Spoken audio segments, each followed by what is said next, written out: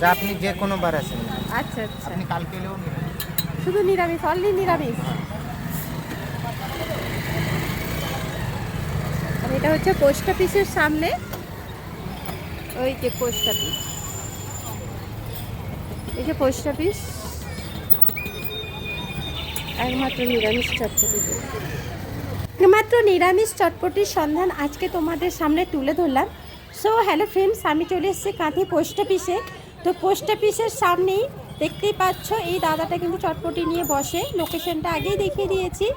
তো এখানে একটা সিস্টেম আমার ভীষণই ভালো লাগলো, যেটা হচ্ছে চটপটি রেডি করার জন্য এক্সট্রা যা যা উপকরণ লাগে এখানে কিন্তু নিয়ে নিচ্ছে একটা পাত্রের মধ্যে।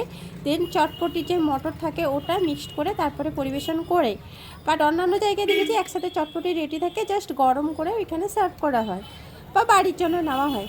বাই দ্য ওয়ে, এখানে কত দাম এবং এখানে দাঁড়িয়ে খেলে কত দাম, বাড়ি নিয়ে গেলে কত দাম এবং কতটা দিচ্ছে, কম কি বেশি কি ঠিকঠাক, সবটাই তুলে ধরবো এই ভিডিওর মাধ্যমে। তার আগে বলো তো কারা কারা এই দাদাটার দোকানে চটপটি খেয়েছো, অবশ্যই কমেন্ট করে জানিও। বাট এখানকার চটপটির মানে মানে বানানোর পদ্ধতিটা আমার ভীষণই ভালো লাগলো এবং পিওর নিরামিষ, একদম পেঁয়াজ রসুন ছাড়াই। সরি, রসুন তো পড়ে না, পেঁয়াজই দেওয়া হয়, পেঁয়াজটা বাদ দিয়ে বাকি উপকরণগুলো দিচ্ছে। তো চলো আগে চটপটি বানানোটা দেখিয়ে দিই, তারপরে জিজ্ঞেস করবো কত দাম কী ব্যাপার। পার্সেলে 5 টাকা করে, মানে 10 টাকা করে এমনি এখানে দাঁড়িয়ে খাবো, 15 টাকা এখানে যে খাওয়া হয়। আর পার্সেল নিলে 5 টাকা।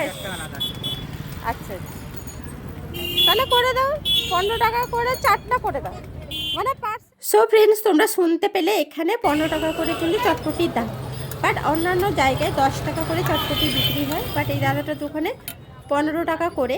এবং পার্সেল যদি নিয়ে যাওয়া হয়, একটা নাও দুটো নাও, দুটো একসাথে করলে 5 টাকা, আর 4টে নিলে 10 টাকা প্যাক লাগবে।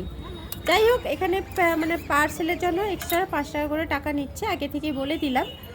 তো পরিমাণ হিসাবে আমি যেটা দেখলাম মোটামুটিভাবে দিয়েছে, অতটা বেশি দেয়নি।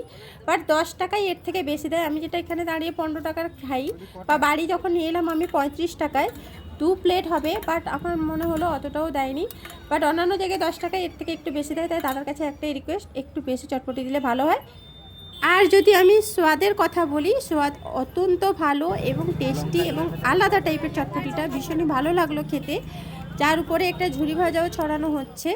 তো যাই হোক ফ্রেন্ডস, যারা যারা খেতে চাও এই নিরামিষ চটপটি, এই দাদাটার দোকানে আসতে পারো, ভীষণই ভালো বানায় এবং খুবই ভালো লাগলো। তো তোমাদের কেমন লাগলো অবশ্যই কমেন্ট করে জানিও। বাই।